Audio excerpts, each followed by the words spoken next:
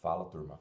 Nos dois vídeos anteriores, eu mencionei a respeito dos rituais de iniciação e de como os povos ancestrais usavam eles para transformar os jovens em adultos, né? Em realmente transformar, em mostrar que de um dia para o outro aquela pessoa seria tratada como adulto e ela deveria contribuir ativamente para a sociedade, tanto como um ente produtivo da sociedade, né? Um caçador, um guerreiro, um pescador, um coletor de frutas, como um coletor de alimentos, né? Tanto quanto uma pessoa que ia defender aquela sociedade de ataques, né, e ajudar a criar as gerações mais jovens, né, em treinar as gerações mais jovens para que eles também assumissem esses postos. Então, eu mencionei que a nossa sociedade talvez hoje tenha uma carência desses rituais de iniciação, tudo bem? E no vídeo anterior, né, o último que eu postei, eu falo sobre queimar os navios, que é uma estratégia, de certa forma, usada para forçar um ritual de iniciação. Então, quando Hernán Cortés desembarca no México, né, e ele está querendo guerrear com o pessoal, ele percebe que sempre que existia essa rota de fuga para os soldados dele vão optar pela rota de fuga. Eles vão querer fugir. Então, o único modo de você eliminar a possibilidade da fuga é tirar essa possibilidade do teu horizonte de modo que seja obrigatório que você lute. Tudo bem? Isso é importante porque sempre que a gente se encontra em situações que são estressantes do ponto de vista cerebral, que o cérebro enxerga algum tipo de ameaça, normalmente ele adota uma postura de lutar ou fugir. A questão é que a prioridade é sempre fugir, tá bom? Isso é uma coisa que poucas pessoas percebem, né? A prioridade é sempre fugir, por quê? Porque é muito difícil, por vários motivos, ponderar se é vantajoso ou não lutar. Então, por exemplo, às vezes você tem um adversário que com certeza é mais forte que você. Aparece uma onça na tua frente, você sabe que se você tentar lutar com ela, você vai perder, tudo bem? Então é imperativo fugir. Agora, às vezes pode aparecer um outro adversário que, se você pensasse bem a respeito, talvez você concluísse que valeria a pena lutar, tudo bem? Só que às vezes não dá tempo de fazer esse pensar a respeito, né? Porque no susto ali, você não consegue medir adequadamente se aquele animal é grande ou pequeno, se ele realmente está em boa forma física ou não, se você está em boa forma física ou não, você duvida do teu preparo, então na dúvida é melhor fugir, tudo bem? Então a gente só vai optar voluntariamente por lutar ou quando a possibilidade de vitória é praticamente garantida, né? Você vai lutar contra um mosquito, você não acredita que você vai perder para ele, tudo bem? Então nesse caso você luta, você não foge, ou quando não existe a possibilidade de fuga, né? Quando você até gostaria de fugir, mas a fuga não é uma opção. Então é nesse ponto em que os rituais de iniciação eles são muito eficazes, né? Do ponto de vista dos povos ancestrais, porque eles eliminam a rota de fuga e eles obrigam aquele indivíduo a enfrentar aquilo que vai ser determinante para o ritual de passagem dele. Então, por exemplo, um menino que é abandonado na caverna, ou que é abandonado na mata, ou que é obrigado a atravessar um rio com corredeiras a nado, ou com uma canoa frágil e tal, ele não tem para onde fugir. Ele não tem como ele fazer outra ação que não seja enfrentar aquela caverna, ou aquela mata, ou aquele animal, ou aquele rio, né? Ele tem que enfrentar. Ele não tem a possibilidade de fugir. E a verdade é que muitas das vezes, quando nós somos confrontados com uma opção de lutar ou fugir, sendo que o fugir não existe, ou seja, a gente é obrigado a lutar, a gente descobre que a gente é muito mais forte, muito mais bem preparado do que a gente imaginava. Tudo bem? Então, essa é a ideia do queime nos navios, que eu menciono no vídeo passado, se coloque em situações na qual você não pode fugir. E você vai perceber que você é muito mais forte que aquilo que você imaginava, né? Então, por exemplo, assim, se você tiver numa situação de vida ou morte, um assalto à mão armada na rua, é evidente que você não vai tentar nenhum tipo de loucura, né? Então, ou você vai fugir, você vai entregar suas coisas, etc. Agora, pense numa situação que parece um lutar ou fugir, mas ela não oferece um perigo de morte. É uma pessoa que está fazendo uma dieta e ela tem compulsão alimentar. Então, ela está fazendo uma dieta. E ela continua comprando doce, ela continua comprando refrigerante, salgadinho e tem em casa. É muito mais fácil você escapar da dieta, e perceba uma palavra, escapar, né? Fugir da dieta, porque é exatamente a estratégia de fuga. É muito mais fácil você fugir da dieta quando você tem essas coisas em casa. Tudo bem? Então você tem um doce em casa, é muito mais fácil fugir da dieta porque ele já está ali, a tentação é muito grande. Quando às vezes você não tem esse doce em casa, a probabilidade de você fugir é menor, porque você vai ter que ir até o mercado para comprar e tal. Agora perceba que o fato de fugir da dieta não é uma situação de vida ou morte. Mas ela gera no teu cérebro uma certa ansiedade, porque a pessoa que tem compulsão alimentar e ela tá sem poder comer o que ela quer, ela tá passando por uma crise de abstinência que vai liberar neurotransmissores no cérebro dela que vão criar uma situação de estresse que é muito parecida com, do ponto de vista químico, né, com uma situação de perigo de vida. O cérebro vai estar inundado por neurotransmissores relacionados ao estresse e esses neurotransmissores vão disparar sentimentos de que a pessoa tem que optar por fugir ou por lutar. E daí, se a possibilidade de fuga existe, ou seja, se o chocolate está ali na tua frente, você vai acabar fugindo da dieta. Então perceba que é uma coisa bem boba, né? Não é um perigo de vida, mas mesmo assim, isso afeta o nosso comportamento, tudo bem? Porque às vezes você não tem esse autocontrole suficiente para dizer não, né? Então, eu espero que tenha ficado claro dos vídeos passados que tanto o ritual de iniciação, né, ele envolve esforço, de alguma forma. Por quê? Porque o ritual de iniciação, ele não vai simplesmente jogar um menino que não sabe nadar num rio e falar assim, ó, você precisa nadar para voltar para a tribo. O ritual de iniciação, ele vai começar meses ou anos antes, preparando esse menino, desenvolvendo as habilidades dele, as habilidades, as competências que ele precisa dominar, que ele precisa administrar para poder passar por aquela situação com probabilidade grande de êxito. Então, é curioso porque o ritual de iniciação, ele normalmente é uma etapa dramática, né? Ele envolve muita dor, ele envolve muito esforço, ele envolve uma provação tremenda, mas ao mesmo tempo, a probabilidade de êxito dele é muito grande, do ponto de vista do que a tribo entende daquele indivíduo. Então, quer dizer, você não vai mandar um menino atravessar o rio se a tribo não acha que ele tem reais chances de passar. Tudo bem? Então, a tribo sabe que é uma coisa difícil, mas ela é factível. Ela é difícil, mas ela é alcançável.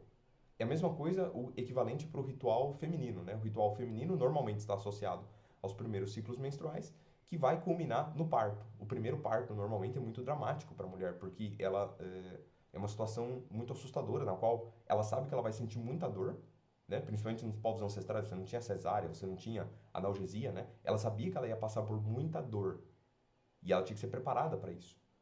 Mas ao mesmo tempo, as mulheres da tribo falavam: olha, apesar de ser muita dor, nós temos total confiança de que você vai conseguir passar.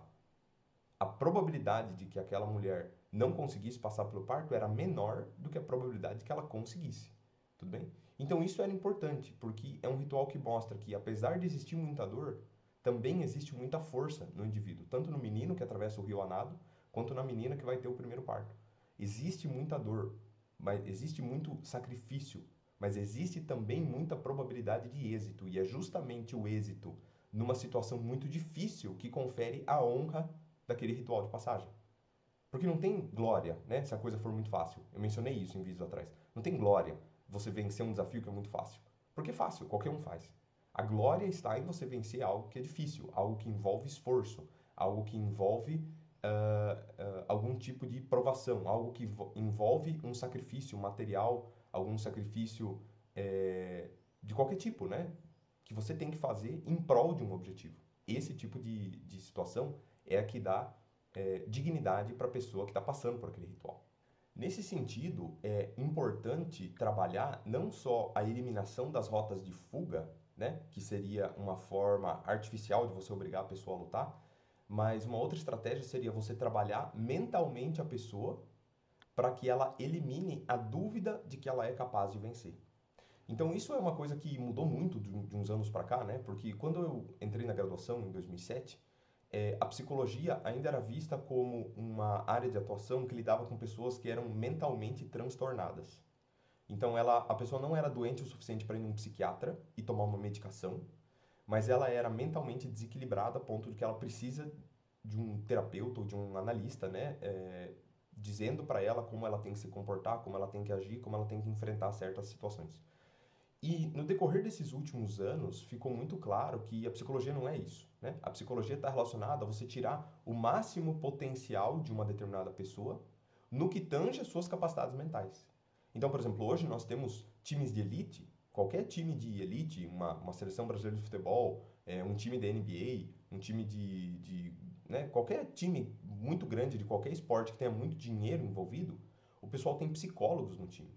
Psicólogos que vão trabalhar com as pessoas uma forma de elas conseguirem desbloquear um determinado potencial que do ponto de vista corporal é possível, mas do ponto de vista mental não. Em outras palavras, você precisa treinar a tua mente para que ela seja capaz de alcançar coisas que o corpo é capaz, mas a mente às vezes duvida. Então isso fica claro muito com corrida, né? Quando a pessoa vai correr uma maratona. Muitas vezes a pessoa desiste quando ela está fazendo uma corrida muito longa, não porque o corpo realmente está nos seus últimos momentos, mas porque a mente começa a fraquejar, a mente começa a impor dúvida se é possível ou não vencer aquilo ali. E o treinamento de você eliminar a dúvida, ele precisa ser feito tanto quanto o treinamento físico para você alcançar uma capacidade física. Então tem um vídeo aqui na descrição, né? Eu quero que vocês olhem depois, que é um vídeo do Mike Tyson, em que ele fala que no momento que você está treinando para uma luta, né? Você está treinando para um adversário, tão importante quanto o treinamento físico, para você saber que você é forte, você é rápido, você é ágil, você precisa de um treinamento mental para o que nas palavras dele, ele fala assim, você precisa ser um aniquilador da dúvida. Você precisa aniquilar a dúvida dentro da sua cabeça, a dúvida se você é capaz de vencer, a dúvida se você é capaz de suportar mais um soco, né? A dúvida se você é capaz de suportar mais um round. Você precisa aniquilar essa dúvida. E no momento que você aniquila essa dúvida, você consegue se tornar muito mais forte do que você era. Então reparem a semelhança que existe disso com o ritual de iniciação. O ritual de iniciação, ele elimina a dúvida. Por quê? Porque não dá tempo de pensar na dúvida. Não existe outra possibilidade. Não há possibilidade de existência. Se não há possibilidade de existência, ou você acredita que você vai vencer, ou você aceita que você vai morrer. Tudo bem? Então, treinar essa capacidade de eliminar a dúvida é muito importante. E isso, muitas vezes, é dramático dentro da universidade. Por quê? Porque o aluno, às vezes, ele está em absoluta dúvida quanto ao preparo dele para uma prova, e ele está em absoluta dúvida sobre se ele vai ou não passar naquela prova. E daí volta ao que eu falei nos vídeos anteriores. Ele tem uma rota de fuga. Ah, mas se eu reprovar esse semestre, semestre que vem tem de novo. E dele acaba fugindo. Ele acaba desistindo da matéria e ele acaba indo para rota de fuga, que é fazer a disciplina de novo, e de novo, e de novo. Porque essa rota de fuga sempre vai existir. Do ponto de vista do estatuto da universidade, sempre vai existir outra chance. Então, de novo, lembrem do que eu falei da galera que fez aquela prova do Vietnã. Era uma galera que não tinha semestre que vem. É uma galera que não tinha outra possibilidade. Eles tinham que lutar. E justamente por isso que eles foram muito mais fortes. Agora, eu não quero que vocês examinem futilmente os vídeos que eu estou fazendo, principalmente esses dois, porque eu falo muito sobre esforço, eu falo muito sobre a necessidade de você treinar, a necessidade de você se preparar, a necessidade de você estudar, a necessidade de você se aperfeiçoar, tudo bem? Então eu falo sobre acordar cedo, eu falo sobre treinar, sobre fazer exercício físico, sobre fazer exercícios mentais, né? Estudar qualquer assunto. Não porque você é um universitário apenas, mas simplesmente porque você quer ser uma pessoa intelectualmente mais esclarecida, tudo bem? Eu falo muito sobre esforço e sobre a necessidade de se esforçar, mas isso não quer dizer que eu seja um adepto da filosofia da meritocracia, né? Então, o que significa meritocracia? É acreditar que tudo é possível desde que você acredite. Que tudo é possível, tudo é alcançável desde que você queira. Se você levantar cedo e estudar e se preparar e tudo mais, é garantia que as coisas vão dar certo. Eu não estou dizendo isso. Tudo bem? Existem muitas evidências de que o acaso ele se faz presente nas nossas vidas. Não só na minha, né? Na vida de todas as pessoas. Existem coisas que estão para além do nosso controle. O que eu digo com esforço é: você precisa se dedicar ao máximo nas coisas que estão ao teu alcance. O que significa as coisas que estão ao teu alcance? É estudar um pouco a mais. É fazer um pouco mais de exercício. É acordar 20 minutos mais cedo, para você poder preparar um café da manhã de qualidade e não comer uma comida porcaria, ou às vezes nem comer. Tudo bem? Eu estou dizendo lidar com coisas que estão ao teu alcance. Mas isso não quer dizer que tudo esteja ao seu alcance. Existem coisas que estão além do seu alcance e mesmo a pessoa que se prepara, a pessoa que estuda, a pessoa que se aperfeiçoa, pode ser que ela não vença. Pode ser que se imponham circunstâncias sobre ela que façam ela não vencer. Tudo bem? Então, existe uma dose de sorte na vida de cada uma das pessoas. E quando você se aperfeiçoa, na verdade o que você está fazendo é diminuir o papel da sorte na tua vida. Tudo bem? Então, a gente pode usar uma filosofia de dois esportes, né? Um deles eu aprecio, mas eu não sou muito bom. E o outro também, né? Eu aprecio e não sou muito bom em ambos. Então, é pôquer e xadrez. Então, pensa no pôquer. Ele é um jogo que depende da sorte? Com certeza depende da sorte, no sentido de que são cartas aleatórias que são embaralhadas, você vai receber duas, né? Vai virar outras 5 na mesa. Quer Quer dizer, existe uma grandiosa possibilidade de mãos diferentes com cartas diferentes na mesa. Então a sorte desempenha um papel. A questão é que pessoas muito boas no poker, Daniel Negreanu, Phil Ivey, né, pessoas que foram campeões de World Series of Poker, são pessoas que estudaram o jogo a tal ponto e entendem como funciona a dinâmica do jogo a tal ponto que a sorte não desempenha um papel grande na possibilidade dele de ganhar. É claro que se esses caras estiverem num dia sortudo e eles saírem todas as mãos com um par de ás na mão, é claro que a probabilidade deles ganhar é ainda maior, porque eles entendem o jogo e eles estão sendo sortudos. Agora, a sorte por si só, ela não vence o jogo.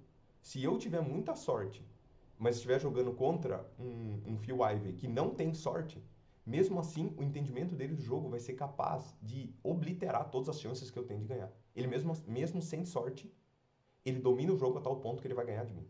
Tudo bem? Então, ele reduziu o papel da sorte no destino do jogo dele, por meio do esforço. Isso não quer dizer que é garantia de vitória. Não é garantia.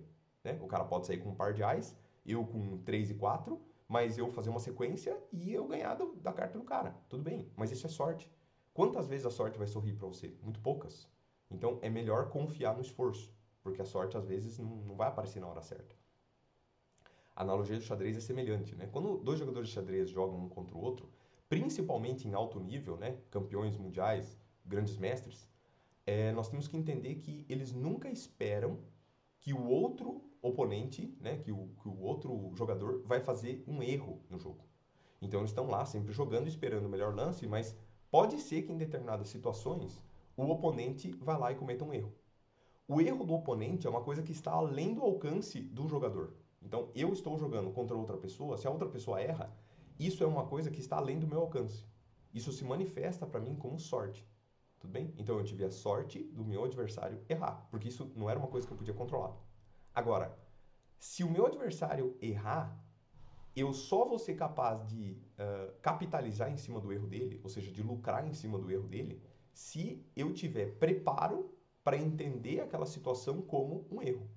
Então, às vezes, você está assistindo um jogo de xadrez e o comentarista fala assim: nossa, aconteceu um erro bizarro, que bizonho. E você olha para a posição e você fala: cara, eu não consigo enxergar o erro. Claro, porque a gente não é preparado mentalmente para entender o jogo a ponto de perceber que aquilo é um erro. Então, quer dizer, você só consegue se aproveitar do erro do outro se você estiver preparado. Se você não estiver preparado, a sorte vai sorrir para você e você vai deixar ela passar. Então, essa é uma expressão que eu gosto muito, né? Cavalo selado só passa uma vez. Se você estiver andando a pé para uma cidade muito longe e passar um cavalo selado por você, ou seja, um cavalo com uma sela que você poderia montar e ir mais confortavelmente para aquela cidade, você só vai poder aproveitar esse cavalo se você já souber montar. Quando a sorte aparecer para você, se aí você quiser correr atrás do preparo, normalmente não vai dar tempo, tudo bem? Então, não dá tempo de se preparar para quando a sorte sorrir. Você precisa estar preparado antecipadamente. E é essa a dicotomia que torna a vida muito difícil, porque você precisa se preparar sem ter nenhuma garantia de quando a sorte vai aparecer. Você precisa se preparar sem saber se a sorte vai sorrir para você na semana que vem, ou no ano que vem, ou talvez daqui 20 anos. Tudo bem? Eventualmente ela vai sorrir. Normalmente a sorte vai sorrir para todas as pessoas, em maior ou menor grau. Né? Agora, também muitas pessoas, a sorte vai sorrir para essas pessoas e elas não vão estar preparadas adequadamente naquele momento. E daí, simplesmente elas vão perder uma oportunidade. Essa frase do cavalo selado só passa uma vez, ela parece um provérbio coloquial, né, dito nas ruas de uma cidade, mas existe um análogo científico dela, né, que ficou muito famoso porque foi dito por Louis Pasteur, né, o famoso bioquímico francês. Ele falava assim: o acaso favorece a mente preparada. O acaso favorece a mente preparada. Então ele quer dizer assim, quando você se prepara mentalmente para algum tipo de exercício, especificamente acadêmico, né, você está fazendo uma pesquisa, muitas vezes o acaso vai acontecer dentro da tua pesquisa, mas você só vai saber se aproveitar daquele acaso, daquela sorte, se você estiver mentalmente preparado para aquilo e atento para aquilo. Então, existe um livro que eu vou colocar aqui na descrição, né? Chama Descobertas Acidentais em Ciência. É uma compilação de várias histórias, de várias descobertas importantes para a ciência mundial que foram feitas por meio do acaso. Inclusive, existe um termo para isso que se chama serendipidade. Então, serendipidade, serendipity em inglês, é a capacidade ou a habilidade de descobrir alguma coisa por meio de um acaso fortuito, né? Ou seja, a sorte apareceu, mas você foi capaz de entender o que a sorte te deu e transformar aquilo numa descoberta. Então tem vários exemplos dentro daquele livro. O mais fácil, talvez, de entender, que a maioria das pessoas talvez conheça vagamente a história, é a descoberta da penicilina pelo Alexander Fleming. Então, quer dizer, o Fleming estava preparando as culturas de bactéria dele e ele deixa as culturas de bactéria em cima da mesa e ele sai para viajar por alguns dias. E quando ele volta, ele percebe que tem um fungo atacando as bactérias, tudo bem? Esse fungo, ele não era para estar ali. Ele estava em outra cultura, em outro ponto do laboratório, né? Ele não era para ter chegado naquela cultura de bactérias ali, e ele acabou chegando. E no momento em que ele chega naquela cultura de bactéria ali, ele começa a matar aquelas bactérias. Talvez um fungo parecido tenha atacado bactérias parecidas antes do Fleming ter observado. Talvez isso tenha acontecido na cultura de outros pesquisadores. Mas esses outros pesquisadores, caso isso tenha acontecido, eles não estavam mentalmente preparados para perceber aquele acaso da sorte. E eles lavaram a placa e fizeram outra cultura de bactéria. Só o Fleming estava com a cabeça preparada mentalmente, porque ele tinha estudado muito, para observar aquilo e perceber, cara, mas tem alguma coisa aí, né? Essa bactéria não era para estar morrendo assim. Por que que ela está morrendo? Tem alguma coisa aí que está matando ela. E daí ele vai lá e ele isola, né, a molécula que aquele fungo produz que está matando a bactéria e ele descobre que essa molécula é a penicilina. E essa penicilina salva milhões de vidas na Segunda Guerra Mundial. Então, percebam que o acaso fez com que o Alexander Fleming ficasse famoso, mas existiu uma dose de esforço muito grande, existiu uma dose de sacrifício, uma dose de preparo por meio do estudo que deixou o Alexander Fleming em posição de fazer uma descoberta, sendo que talvez essa mesma cultura de bactéria tivesse sido atacada antes e outra pessoa pudesse ter ficado famosa, mas essa outra pessoa não estava mentalmente preparada. Então nós precisamos nos esforçar, nós precisamos nos dedicar, nós precisamos treinar, nós precisamos praticar, mas a gente não sabe quando a sorte nos vai dar uma oportunidade que a gente use esse preparo. Tudo bem? Então acaba virando um ato de fé. O ato de fé decorre do fato de que se você é uma pessoa, se você é ateu, por exemplo, é evidente que você precisa acreditar que existe sorte na vida, existe acaso na vida, existe algum tipo de aleatoriedade que não pode ser controlada. Tudo bem?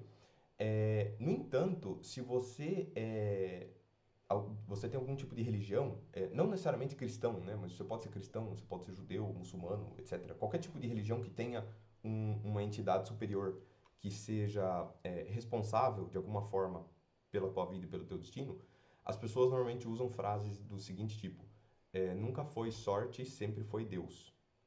E isso está correto no sentido de que, do ponto de vista das tradições e das histórias que moldaram as religiões mundiais, talvez seja difícil de discernir na origem delas qual que é a diferença entre sorte e Deus. Então vamos pensar assim, lá nos povos ancestrais, a pessoa fazia uma colheita e essa colheita por algum motivo era boa, tudo bem? Ela colhia mais do que ela eventualmente poderia precisar naquele momento. Ela tinha duas opções, ela poderia comer aquele excedente, tudo bem? Ela poderia se fartar mais do que ela precisava, ou ela poderia guardar parte daquele excedente para a próxima colheita, se antecipando ao fato de que talvez no futuro a colheita não fosse boa. E o que a história mostrou depois de repetidas experiências como essas? Que aquelas pessoas que de alguma maneira poupavam um pouco para as colheitas futuras, elas se precaviam de elementos de sorte e azar que poderiam surgir no futuro. Porque se no futuro tivesse uma seca e ela perdesse a colheita, ela não ia passar fome. Então, depois de repetidas interações desse tipo de comportamento, começou a ficar claro para as pessoas que se elas fizessem determinados sacrifícios no presente, se elas sacrificassem o presente dela em prol do futuro, no futuro elas seriam de alguma maneira recompensadas por esse sacrifício do presente. Então, esse sacrifício do presente, de certa forma, é a poupança para quem quer poupar, e ela é o dízimo dentro da igreja. É você sacrificar algum dinheiro que você tem agora visando bênçãos que virão no futuro. Tudo bem? Por que isso acontecia? Porque as pessoas que eram precavidas com relação ao futuro, elas estavam querendo retirar da sorte um grande papel na vida delas. Então elas falavam assim, olha, a minha colheita esse ano foi boa, eu tive sorte, mas pode ser que a sorte não sorria para mim na próxima colheita e eu passe fome. Então, a melhor maneira de eu não passar fome na próxima colheita seria eu garantir que uma parte da colheita de hoje seja usada para reduzir o risco de uma colheita ruim no futuro. Tudo bem? E as pessoas que faziam isso, eventualmente acabavam passando menos fome e elas começavam a contar histórias umas para as outras, mais ou menos assim: nossa, parece que tem alguém lá em cima que fica feliz quando eu faço um sacrifício e me recompensa no futuro, e que quando eu não faço o sacrifício, ele fica triste e me pune. Então, parece que tem alguém lá em cima. Você poderia dizer que não tem, que é puramente sorte. Ou você poderia dizer que tem alguém lá em cima que está jogando os dados da sorte para você de uma maneira mais ou menos enviesada. Então, isso é um trecho do livro do Jordan Peterson, que eu também deixo aqui embaixo, né? Que mostra que, historicamente, as histórias que deram origem às tradições que culminaram nas religiões, não é trivial discernir o papel da divindade e o papel da sorte na vida das pessoas. Então, se você é ateu, você pode acreditar na sorte. Se você é religioso, você pode acreditar em Deus. Mas fato é que tanto a sorte quanto Deus desempenham um papel de aleatoriedade que está para além do teu alcance. Tudo bem? Se Deus vai ou não te abençoar no futuro, isso está relacionado com o fato de você sacrificar o teu presente e se esforçar e ser uma pessoa digna e ter méritos e ser uma pessoa honrosa. Mas normalmente a pessoa que é digna, que é honrosa, que sacrifica o presente, ela também será beneficiada pela sorte. Então, você pode acreditar em sorte, você pode acreditar em Deus ou você pode acreditar em ambos. Fato é que se você se esforçar agora, você tem maiores chances de prosperar no futuro, mas não é garantia. Por isso que é um ato de fé. Porque você tem que se esforçar agora e se sacrificar agora sem garantia de que você vai ter sucesso. Então, é claro que no caso de você falar de Deus, isso evidentemente vai implicar um papel de fé. O que poucas pessoas se dão conta é que mesmo que você seja ateu e você não acredita em Deus, o fato de você fazer um investimento na bolsa de valores hoje, você está tendo fé de que aquele investimento vai te render dividendos. No caso de você fazer um investimento hoje numa poupança, eu não sou perfil de investidor arriscado, eu sou conservador. Eu vou colocar o dinheiro numa poupança ou num tesouro direto porque eu sou conservador. Eu vou colocar R$ 1.000, tudo bem. E daí você bate o carro amanhã e morre. Você poderia ter usado esses R$ 1.000 hoje.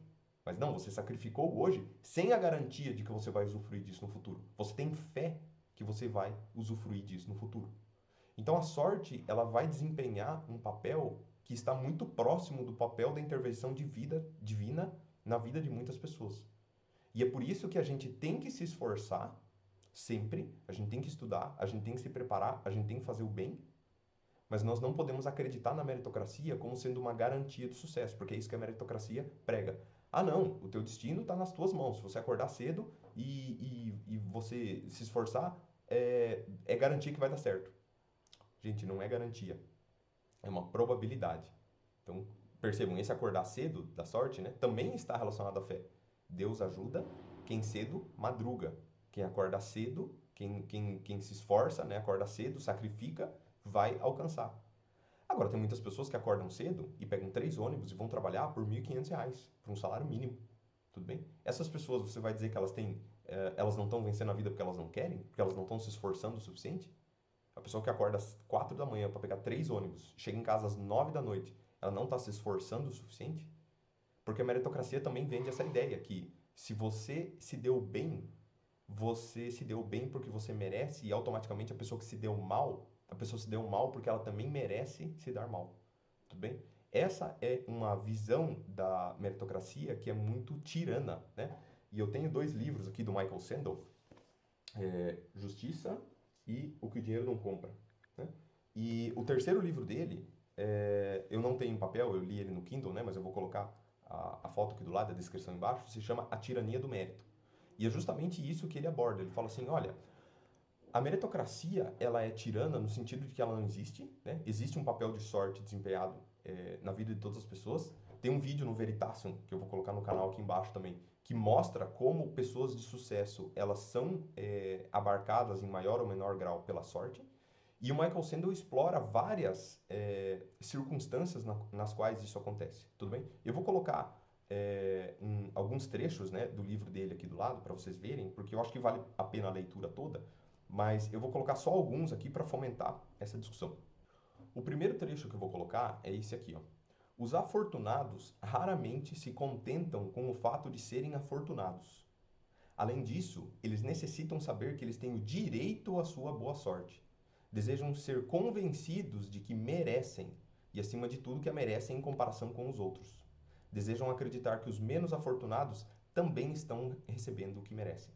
Então isso é bem interessante e tem um sociólogo brasileiro chamado Gessé Souza que também fala muito disso nos livros dele de crítica ao capitalismo desenfreado, o que não é um elogio ao comunismo. Ele só diz que, olha, o capitalismo ele precisa ser um capitalismo controlado, e hoje ele é um capitalismo desenfreado, né?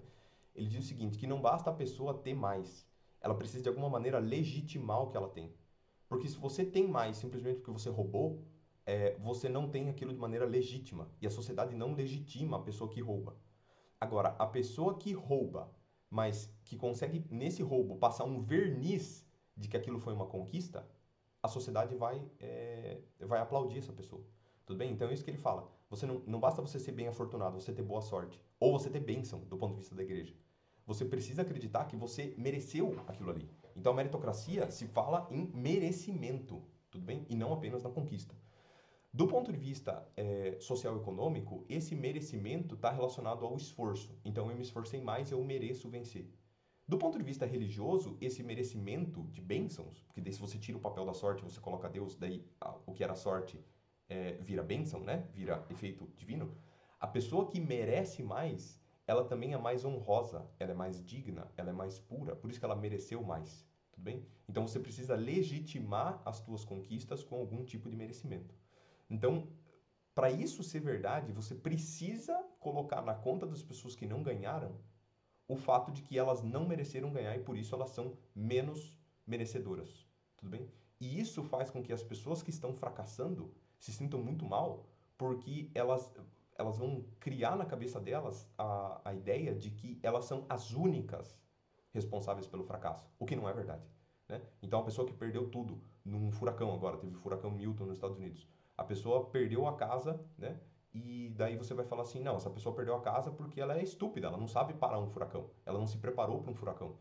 Gente, isso não existe. Não tem como você se preparar para um furacão, não tem como você se preparar para uma coisa que é uma força da natureza, que é virtualmente imparável, e não tem como você simplesmente pôr uma placa na frente da tua casa e falar para o furacão ir embora. Isso não existe, tudo bem? E você não pode dizer que essa pessoa que perdeu a casa, ela é menos merecedora da casa dela do que a pessoa que mora 500 quilômetros para baixo da rota do furacão e que a casa não caiu, e daí você fala, não, o furacão não passou pela casa dela porque ela mereceu, ela se esforçou para isso. Isso não existe, tudo bem? Então esse é um papel da sorte que está além do alcance das pessoas e que não pode ser usado para decidir se você merece ou não alguma coisa. É aleatório, gente. É aleatório, não tem como prever. Os caras, na hora que vão ver a rota do furacão, o furacão está em um determinado ponto, eles colocam um cone que diz assim, olha, é provável que o furacão passe por ali. Às vezes ele não passa. Tudo bem? Às vezes ele não passa. Por quê? Porque não tem como você prever. Se não tem como você prever, você também não pode dizer que esse tipo de efeito é mais ou menos merecimento de alguma pessoa do que outro. No âmbito da religião, isso também fica evidente quando você vê esse segundo trecho do livro, né? Que ele fala assim: a ética da fortuna preza as dimensões da vida que excedem compreensão e controle humanos. Então, o que excede a compreensão e o controle humano? Pode ser a sorte, pode ser Deus. Tudo bem? Percebe então que o cosmos não necessariamente combina mérito e recompensa. Às vezes a pessoa tem mérito, ela merece muita recompensa e ela não ganha. Poxa, a pessoa que acorda às 5 da manhã para empurrar um carrinho de reciclado, para catar papelão, até às 10 da noite, essa pessoa se esforçou muito. E ela normalmente não é recompensada proporcionalmente ao seu esforço. Aí aqueles palhaços lá daqueles bancos dos Estados Unidos que criaram a crise do subprime em 2008, que quase quebrou o sistema financeiro mundial, as pessoas criaram uma situação que fez milhares, talvez milhões de pessoas perder casa e emprego. Essas pessoas ganharam um bônus de milhões de dólares de recompensa pelo que elas fizeram. Então, claramente, mérito e recompensa não estão alinhados, né? O que isso significa? Há espaço para mistério, tragédia e humildade. Então, mistério é o que você não controla, é o que está no futuro, você não tem como saber. Esse mistério normalmente está envolvido com tragédia, tudo bem? Por quê? Porque a sorte não vai sorrir para você sempre. O que significa que, se ela não sorrir, a sua vida vai ser uma tragédia. E a vida é uma tragédia para muitas pessoas que, mesmo que se esforçam, as coisas não dão certo, tudo bem? E mesmo assim, você vê dentro da Bíblia, né, trechos como esse do Eclesiastes. Retornei e observei debaixo do sol que a corrida não pertence aos mais ligeiros, nem a batalha aos mais fortes, nem o pão é dos sábios, nem as riquezas de homens inteligentes, nem favor é para homens de habilidade. Mas tempo e acaso ocorre a todos eles. Então, mesmo na Bíblia está escrito que o tempo e o acaso podem se sobrepor às pessoas e às suas virtudes e aos seus méritos e tudo que você entenda como dignidade. Então é curioso que mesmo na Bíblia se fala de sorte, mesmo que sorte e Deus possam ser conceitos que se sobrepõem em muitos aspectos da nossa vida.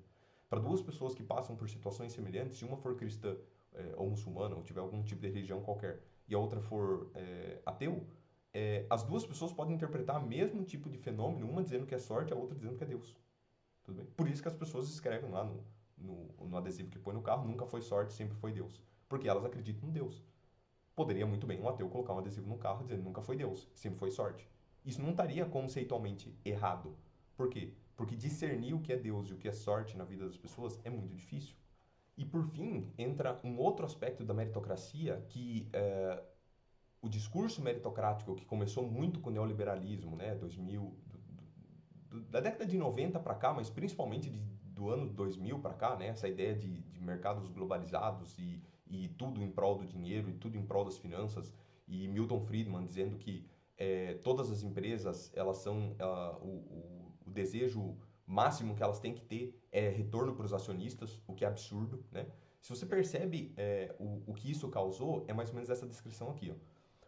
Ele está falando especificamente agora do ingresso de alunos na universidade, tudo bem? Porque nos Estados Unidos houve um escândalo de pais que pagavam tipo uma espécie de suborno para os filhos entrarem em Harvard e Stanford. Lembrem do vídeo passado em que eles faziam isso para os filhos não irem para o Vietnã. Hoje eles fazem isso porque é status social você fazer parte de Harvard e Stanford, porque elas são universidades cada vez mais elitizadas, né?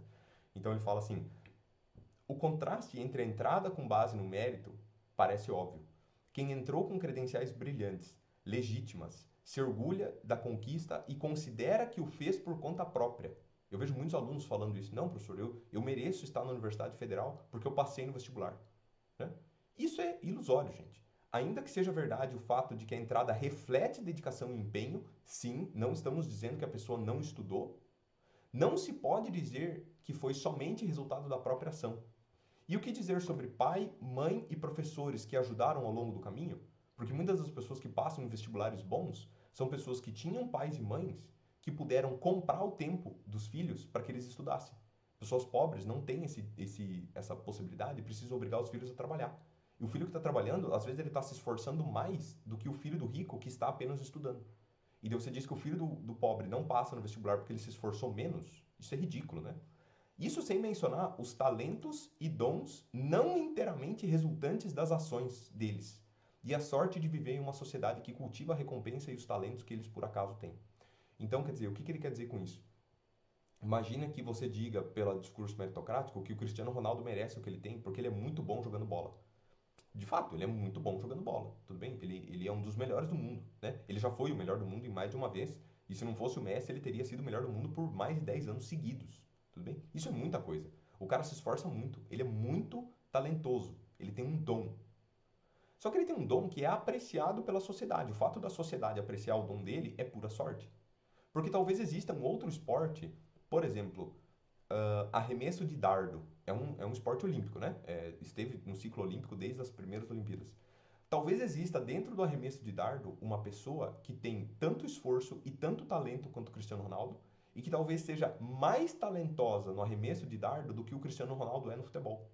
A questão é que essa pessoa também nasceu com um dom e ela talvez também desenvolveu esse dom com base em muito esforço. Mas esse dom, por acaso, por pura obra da sorte, esse dom não é valorizado pela sociedade. Então a pessoa está se esforçando muito, ela é muito talentosa, mas ela não recebe proporcionalmente ao seu dom nem ao seu esforço. Enquanto que um meio-campo reserva na Ponte Preta ou no América, ou né, um time de meio de tabela do Campeonato Brasileiro, um meio-campo reserva está ganhando lá 20, 30 mil, que é mais do que um médico está ganhando. O cara às vezes nem entra no jogo, gente. Entendeu? Ele dá 2 treininhos, migué, na semana ali. Né? O segundo goleiro da Ponte Preta, o segundo goleiro do Palmeiras, o cara quase nunca entra em campo. Eu não tô desmerecendo, gente. Mas eu tô dizendo assim, você dizer que esse cara merece o que ele tá ganhando. Ele deu uma baita de uma sorte de nascer com um talento que por acaso a sociedade valoriza. Tudo bem?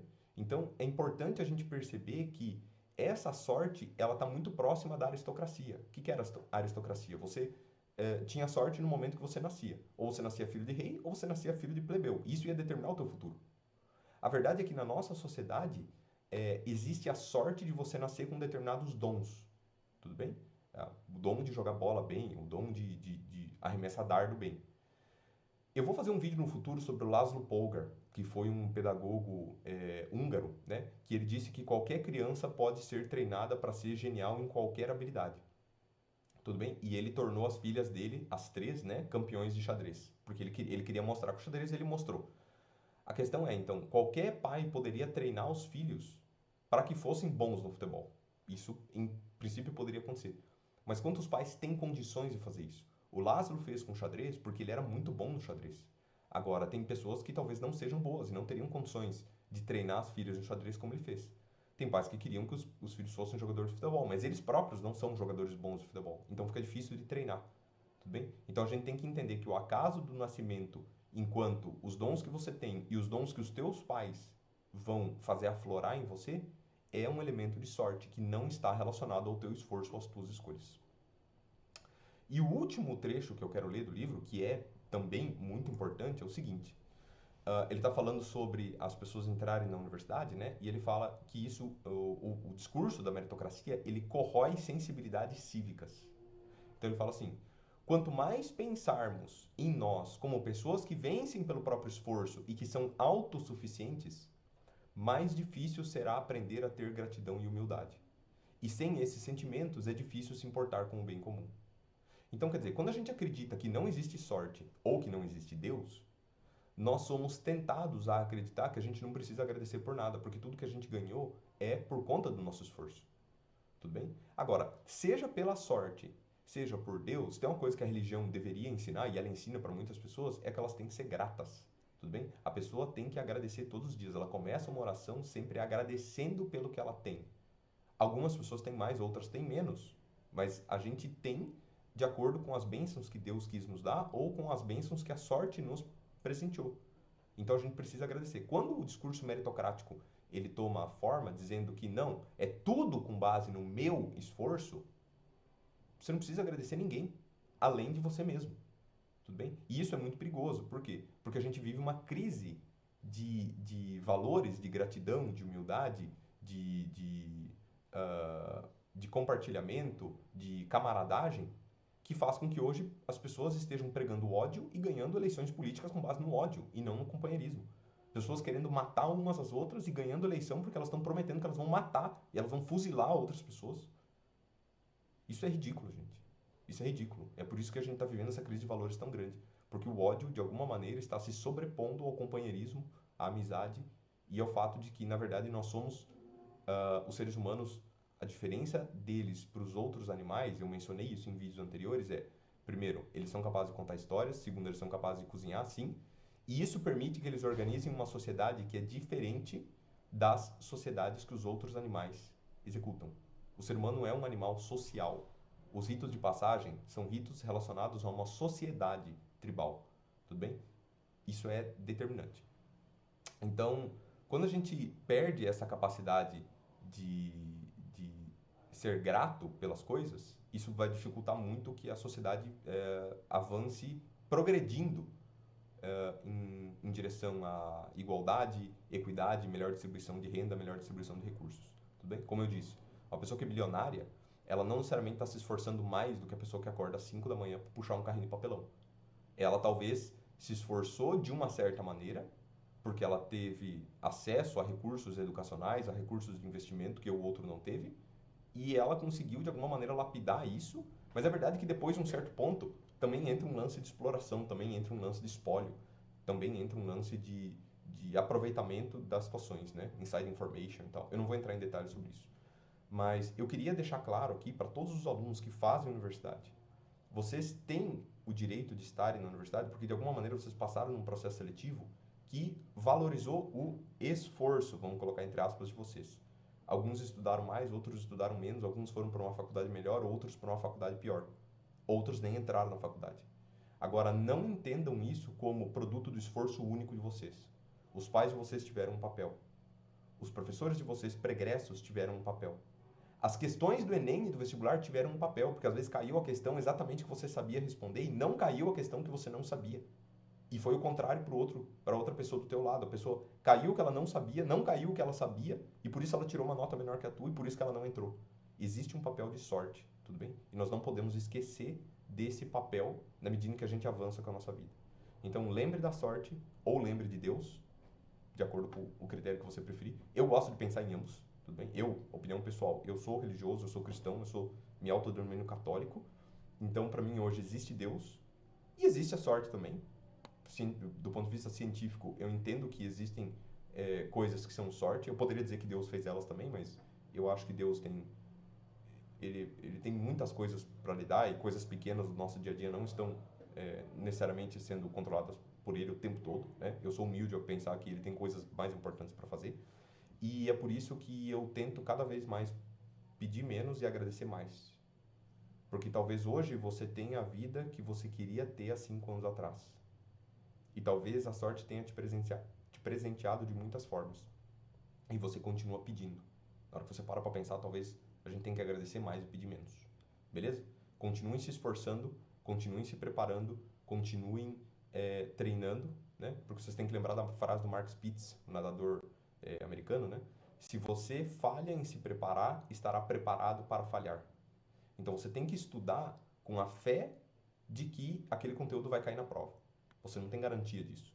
Então não é pelo fato de existir sorte que você vai largar tudo nas mãos da sorte. Pelo contrário.